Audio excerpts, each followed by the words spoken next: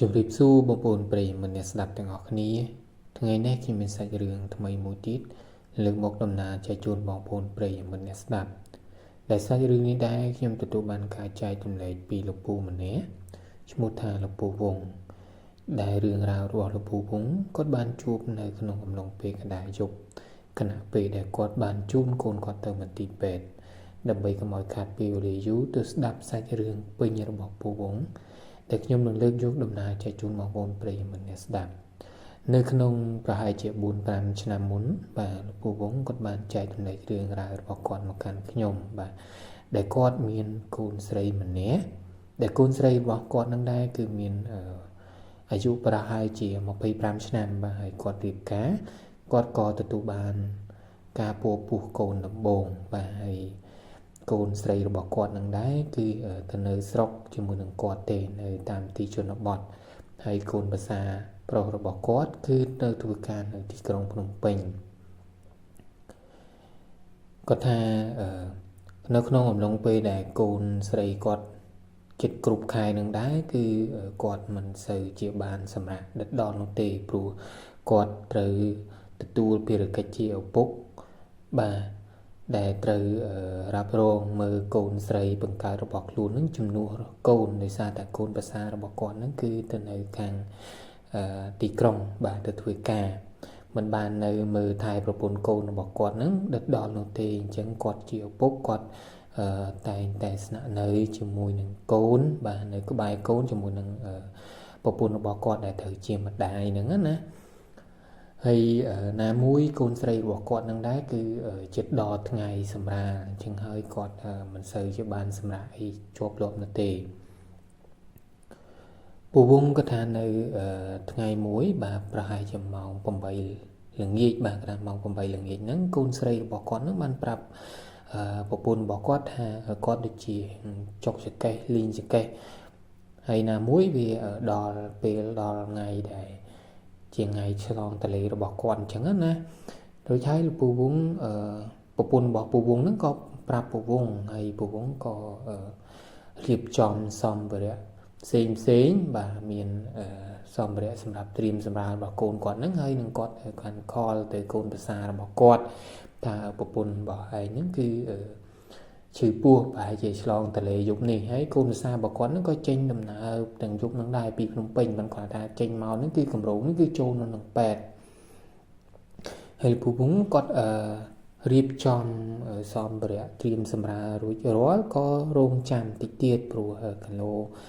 កូនរបស់គាត់ហ្នឹងឈឺពោះលេងអញ្ចឹងណាដែលចាស់ថាឈឺពោះលេងហួយទៅតាខ្ទង់បាយជាម៉ោង9បាទម៉ោង9ទៅ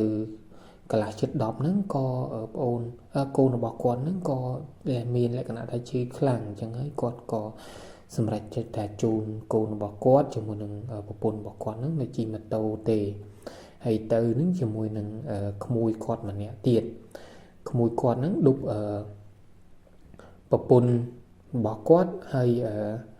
ចំណែកគាត់គឺឌុបកូនស្រីជាមួយនឹងក្មួយស្រីរបស់គាត់ម្នាក់ទៀតហ្នឹងដែរដែលនៅអោបពីខាងក្រោយហើយនឹងដឹកសម្ភារៈឯងមួយចំនួនហ្នឹងទៅមន្ទីរពេទ្យហើយដែលផ្លូវទៅមន្ទីរពេទ្យរបស់ផ្ទះរបស់ពូវងហ្នឹងដែរគឺដោយសារតែគាត់នៅតាមទីជនបទបាទហើយគាត់ទៅសម្រាលហ្នឹងគឺនៅពេទ្យមណ្ឌលហ្នឹងនៅថ្នល់ជាតិខាងលើដែល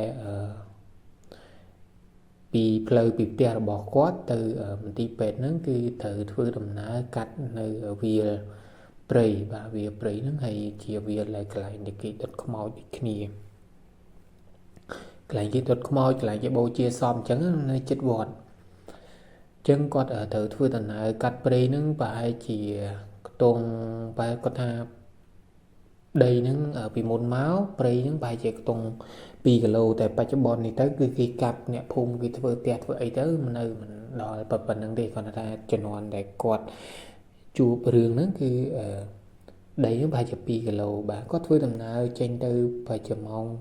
9:10ហ្នឹងបាទគាត់ធ្វើដំណើរទៅពីម៉ូតូ2បាទជាមួយនឹងគ្នា5នាក់គាត់ធ្វើដំណើរទៅហ្នឹងក៏ជិះកាត់វាលតាមព្រៃតាមអីចឹងទៅបាទទៅដល់មន្ទីរពេទ្យមណ្ឌលបាទទៅដល់មណ្ឌលហ្នឹងក៏ កូនរបស់គាត់នឹងអត់ទាន់សូវជាឈឺខ្លាំងទេកូនស្រីរបស់គាត់នឹងអត់ទាន់សូវជាឈឺពោះខ្លាំងអញ្ចឹងហើយប្រពន្ធរបស់គាត់ក៏ដេញដែរថាវាឯងទៅផ្ទះទៅចាំកូនគាត់នៅមើលហើយចាំផ្ទះណាមួយអត់មានអ្នកនៅចាំផ្ទះចាំអីអញ្ចឹងណាហើយពូវងគាត់ថាអត់អីទេគាត់នៅចាំមើលចៅរបស់គាត់សិនកូនរបស់គាត់សិនមកប៉ាវាមកបានគាត់នឹងធ្វើដំណើរទៅផ្ទះវិញហើយពូវងគាត់នៅទៅកូនគាត់ទៅចេះតែមានសភាពថាឈឺខ្លាំងទៅតែអត់ទាន់សម្រាលអញ្ចឹងគាត់នៅតែបារម្ភជាមួយនឹងកូនគាត់អត់បានធ្វើដំណើរទៅវិញទេគាត់នៅចាំរហូតដល់កូនប្រសាររបស់គាត់មកទីក្រុងភ្នំពេញនឹងដល់ហើយក៏គាត់អត់ទាន់បានគាត់អត់ទាន់ត្រឡប់មកវិញដែរគាត់អត់ទាន់ត្រឡប់មកវិញអញ្ចឹងក៏នៅរហូតដល់ម៉ោង1ហ្នឹងកូនរបស់គាត់នឹងក៏ចាប់យ៉ាំឈឺពោះខ្លាំងហើយក៏កំឡុងផាយជាកន្លះម៉ោងបាទជិត1ម៉ោងដល់ម៉ោង2ហ្នឹងកូនរបស់គាត់នឹងក៏ឆ្លងទន្លេរួចរាល់ហើយបានមើលមុខចៅមើលមុខអីហើយអញ្ចឹងណាមើលមុខចៅហើយប្រពន្ធរបស់គាត់ក៏ដេញមកថាឥឡូវកូនវារួចនេះហើយវាអត់អីទេសុខភាពអីប៉ាមកអីល្អអញ្ចឹងទៅទាំងតាវាឯងទៅផ្ទះទៅចាំនៅនេះចាំខ្ញុំមើលឲ្យត្រូវព្រលឹមឡើងរៀបចំបបរឲ្យគេដាំបបរដាំអីយកមកឲ្យកូនហើយនឹងយកសម្ភារៈផ្សេងដែលសំខាន់ហ្នឹងអត់ទាន់យកមកហ្នឹងក៏យកមកដែរមិនដល់សុខភាពដោយសារតែគេត្រូវការឲ្យគាត់ហ្នឹងសម្រាប់កូនរបស់គាត់ហ្នឹងណាសម្រាប់ពីយប់នៅមណ្ឌលសុខភាពហ្នឹងអញ្ចឹងហើយពូវងក៏គាត់ត្រឡប់ទៅផ្ទះបាទទាំងម៉ោង2ម៉ោង2ម្លងអាត្រៀតហ្នឹងគាត់ជិះតាមផ្លូវជាតិបាទចុះពីផ្លូវជាតិហ្នឹងគាត់ជិះកាត់ព្រៃកាត់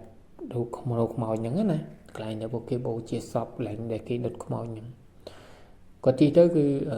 ម៉ោងប្រហែលជា2ជាងគាត់ថាស្ងាត់ផ្លូវហ្នឹងស្ងាត់ហើយក៏វាអត់មានចម្លែកដែរដោយសារតែនៅតំបន់ស្រុកគាត់ហ្នឹងតែម៉ោង9ម៉ោង10វិញគេសម្រាប់ផ្លូវលឿនមានអ្នកចរាចរណ៍ហើយគាត់ជិះចុះពីខ្នល់ឡើងមកកាត់ព្រៃប្រហែលជាខ្ទង់500ម៉ែត្របាទគាត់ក៏ឃើញមានមីងម្នាក់បដើជាមួយនឹងកូនក្មេងមីងម្នាក់បដើជាមួយនឹងកូនក្មេងហ្នឹងគាត់ក៏ជិះហួសបន្តិច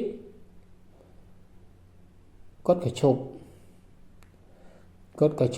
គោលម្ដងរបស់គាត់គឺពវងថាគោលម្ដងរបស់គាត់គឺចាំសួរថាគេលោគ្នាមកពីភ្នំពេញអីយប់ទៅចុះហ្នឹងទៅអត់មានអីជិះតាក់ទងនៅផ្ទះអត់បានផ្លូវទៅមួយគ្នាគាត់ចង់ហៅជិះហើយណាមួយឃើញមានកូនទូចអីដឹកដៃដើរអញ្ចឹងណាម៉ោង2:10យប់ម៉ោង2យប់ហើយគាត់មានអារម្មណ៍ថានេះគាត់ក៏ឈប់ម៉ូតូនៅខាងមុខហ្នឹងហើយក៏ចាំទៅឲ្យគាត់ដើរមកសួរប៉ុន្តែគាត់ថាប្រហែលជាគាត់ជិះហួសប្រហែលជាខ្ទង់50ម៉ែត្រទេគាត់ចាំមិនទោះប្រហែលជា5នាទីអត់ទាន់ឃើញដើរមកទេអត់ឃើញដើរមកគាត់ក៏បកម៉ូតូហ្នឹងត្រឡប់ទៅក្រោយវិញគាត់បកម៉ូតូត្រឡប់ទៅក្រោយក្រៅប្រហែលជាជិះប្រហែលជាដី200ម៉ែត្រចិត្តដល់ផ្លូវជាតិវិញអត់ឃើញអត់ដឹងទៅណាអត់ដឹងដើរទៅណាគាត់ក៏អត់មានអីចម្លែកទេគាត់ថាគេលោផ្ទះគ្នានៅចិត្តហ្នឹងគ្នាជិះគ្នាដើរបត់ចូលផ្ទះអញ្ចឹងទៅគាត់ក៏ត្រឡប់បកមកមុខជិះម៉ូតូមកទៀតទៅគាត់ជិះម៉ូតូបន្តមកទៀតព្រោះថាគាត់ប្រហែលជាផុតកន្លែងហ្នឹងប្រហែលជា500ម៉ែត្រទៀតគាត់ថាផុតកន្លែងហ្នឹងកាល500ម៉ែត្រគាត់ឃើញក្មេងឈរនៅផ្លូវបាទភ្លើងម៉ូតូគាត់មើលឃើញគាត់ក៏ឈប់ម៉ូតូឲ្យសួរក្មេងថាអូនមកពីណាហើយមិននៅឈរដែរយប់តែឯងអញ្ចឹងទៅក្មេងហ្នឹងក៏គាត់ថាក្មេងឆ្លើយមួយគាត់ថាក្មេងហ្នឹងឆ្លើយមកគាត់ថាខ្ញុំមកពីដើរលេងចិត្តផ្ទះមិត្តភ័ក្តិឥឡូវវាយប់ហើយខ្ញុំដើរទៅផ្ទះចិត្តដល់ផ្ទះខ្ញុំហើយអញ្ចឹងទៅគាត់ហើយពូវងក៏គាត់សួរថាផ្ទះឯងនៅណាក្មេងប្រុសណាផ្ទះឯងនៅណាវាគាត់ថាផ្ទះវានៅខាងមុខនៅផ្លូវបត់ស្ដាំខាងមុខហ្នឹងពូវងណាវាឃើញវាចិត្តដល់ផ្ទះដែរហើយផ្លូវបត់ស្ដាំហ្នឹងណាដែលផ្លូវបត់ស្ដាំហ្នឹងគឺផ្លូវទៅដៅភ្នៅខ្មោចទេបាទគាត់ថាជិះតាមហ្នឹងទៅក្រួយទៀតវាមានផ្ទះអ្នកភូមិនៅខាងក្រោយហ្នឹងទៀតគាត់គិតថាផ្ទះអ្នកគេហ្នឹងវាជានៅក្រោយហ្នឹងគាត់ក៏ឃើញក្មេងដើរហើយពូវងក៏ហៅជិះម៉ូតូទៅ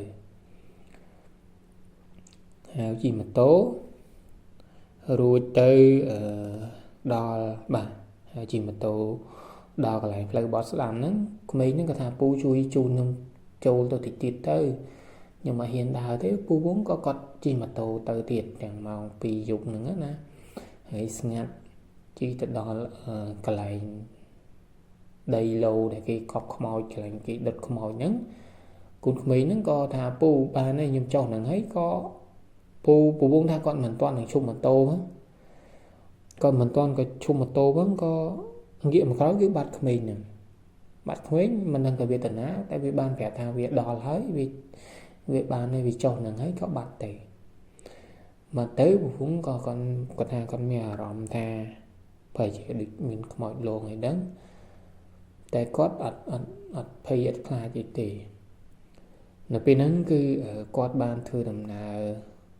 បកមកក្រោយវិញបាទមកផ្លូវរបស់គាត់វិញហ្នឹងបាទបកមកក្រោយវិញគាត់នៅតាមផ្លូវហ្នឹងគាត់មើលឃើញសោះមនុស្សឈរគាត់ម៉ោង1ម៉ោង2នៅមានមនុស្សទៀតឈរដើរទៅមកនៅផ្លូវហ្នឹងបាទគាត់ថានៅតែមានមនុស្សកាលជិះទៅអត់មានតែពេលបកមកប្រហែលជានេះហ្នឹងមានផ្លូវសិតតែមនុស្សឈរអត់មានអ្នកជិះម៉ូតូតែមនុស្សឈរហើយឈរបែរក្រោយគាត់ក៏ជិះមកដល់កន្លែងនឹងផ្លូវកែងមិញហ្នឹងណាកន្លែងដែលថាបត់ស្ដាំហ្នឹងគាត់ឃើញមនុស្សមួយក្រុមហ្នឹងគាត់ក៏ឈប់ម៉ូតូគេថាកាលមានគេមកអីភ្លាមនៅហ្នឹងទៅគាត់ក៏ឈប់ម៉ូតូសួរថាមានអីមែនបានមនុស្សមកអីច្រើនមែនតាមផ្លូវហ្នឹងហើយគាត់អ្នកដែលឈរហ្នឹងក៏ងាកមកគាត់មើលទៅមុខទឹកមុខហ្នឹងសិតតែពពួកខ្មោចណាគាត់ថាមុខអីមានប្រឡាក់ខ្មោចប្រឡាក់ជាងណាប្រឡាក់ឈាមប្រឡាក់អីមើលទៅមុខរលែងរលួយអញ្ចឹងទៅភ្នែកធំងាកមកគាត់ហ្នឹងឯងក៏ប្រាប់ថាអត់មានអីទេភូមិក៏និយាយថាភូមិហ្នឹងគឺគេយំដើរទៅយប់អញ្ចឹងហើយក៏សើចអញ្ចឹងទៅពពងគាត់ថាអូខ្មោចលងគាត់ក៏ទប់អារម្មណ៍បាទពូហ្នឹងគាត់ទប់អារម្មណ៍ទប់ស្មារតីហ្នឹងគាត់ក៏ធ្វើដំណើរមកផ្ទះវិញទៅគាត់ធ្វើដំណើររហូតមកដល់ផ្ទះវិញហើយមកដល់ផ្ទះវិញគាត់សម្រាប់ព្រលឹមឡើងគាត់យកបបរយកអីកូនគាត់ធម្មតាអញ្ចឹងទៅគាត់អត់មានបាននិយាយប្រាប់អីទេគាត់ថានៅតំបន់ហ្នឹងគឺសម្បូរមានអ្នកជួបហើយគាត់ថាជួបលើកហ្នឹងគឺលើកទី1សម្រាប់ជួបគាត់ធ្លាប់លីគេនិយាយណាធ្លាប់លីគេនិយាយតែដល់ពេលហ្នឹងគាត់មិនដែលជិះម៉ូតូដែលជួបជ្រៅអញ្ចឹងទេតទៅពេលហ្នឹងគឺគាត់ជិះមកគឺវាជួបអញ្ចឹងហើយថ្ងៃបន្ទាប់ទៀតគឺគាត់ជិះគាត់ថាលើកក្រោយទៀតគាត់ជិះដូចជាមកពីការគេគាត់ថាពេលហ្នឹងគាត់ថាគាត់ជិះមកពីការគេគាត់ថាគាត់ហូបអីយ៉ាងស្វឹងសូទៅក៏គាត់ជិះកាត់នឹងទៀតក៏ជួបឃើញមានមនុស្សមានខ្មោចអីចឹងណានៅឈរពេញហ្នឹងតែមកប្រហែលជា10មិន10នេះគាត់ថាជួបមកពេញហ្នឹងទៅគាត់ថាគេអត់ធ្វើអីគាត់ទេគេអមផ្លូវបកដៃចឹងទៅហាវអីចឹងទៅអញ្ចឹងណាដូចរបៀបថាអ្នករស់រាយស្វាគមន៍មើលដូចមនុស្សយើងដែរនិយាយទៅអីខ្មោចដូចមនុស្សយើងដែរណាគាត់ថាហាវអីចឹងទៅរាក់ទាក់ប៉ុន្តែគាត់អត់មានអារម្មណ៍ថាខ្លាចទេប៉ុន្តែអ្នកភូមិដែលគាត់នៅម្ដុំគាត់ហ្នឹងណាគឺអ្នកខ្លះគឺជួបអញ្ចឹងហើយគឺគាត់ស្លុតស្មារតីអញ្ចឹងទៅគាត់មូលម៉ូតូទៅមិនវាផុតទៅអញ្ចឹងវាមានបញ្ហាអ្នកខ្លះក៏គ្រោះថ្នាក់ជិះបុកដើមឈើអញ្ចឹងទៅក៏របួសអីចឹងទៅបាទបងប្អូននេះមកយកអីចឹងទៅអ្នកខ្លះទៀតក៏ឃើញអញ្ចឹងខ្លាចទៅដល់ផ្ទះឈឺចាញ់សាទអីចឹងឲ្យលោកក្លោះទៅក្លោះអីចឹងទៅឲ្យតែអ្នកជិះតាមផ្លូវហ្នឹងគេថាគាត់ថាដោយមនុស្សទេអ្នកខ្លះគេជិះទៅមករាល់ថ្ងៃគេមិនដែលឃើញទេប៉ុន្តែអ្នកខ្លះគឺជិះទៅឃើញញឹកហ្មងដូចគាត់ឲ្យទៅជិះតាមផ្លូវហ្នឹងពេលយប់គឺគាត់ឃើញចាប់តាំងពីគាត់ឃើញថ្ងៃទី1ម៉ោង2យប់ហ្នឹងមកបន្ទាប់ទៀតគាត់មកវិការគេឲ្យតែគាត់ជិះយប់គាត់ឃើញនៅហ្នឹងប៉ុន្តែគាត់អត់មានអារម្មណ៍អីខ្លាចទេដោយសារតែគាត់មិនបានទៅធ្វើអីគេអញ្ចឹងណាបងប្អូនបាទហើយចំពោះរឿងរបស់ពូវងបាទខ្ញុំធ្វើការដំណើរចែកជូនបងប្អូនប្រិយមិត្តស្ដាប់ទៅនេះហើយបងប្អូនប្រិយមិត្តណាខ្លះដែលធ្លាប់ជួបហេតុការណ៍បែបអញ្ចឹងបាទធ្លាប់ជួបពពួកអមនុស្សឲ្យផ្សេងឬក៏ជួបពពួកប្រែតអសូរកាយផ្សេងក៏អាចធ្វើការចែករំលែកមកកាន់ខ្ញុំហើយខ្ញុំដំណើរចែកជូនបងប្អូនប្រិយមិត្តអ្នកស្ដាប់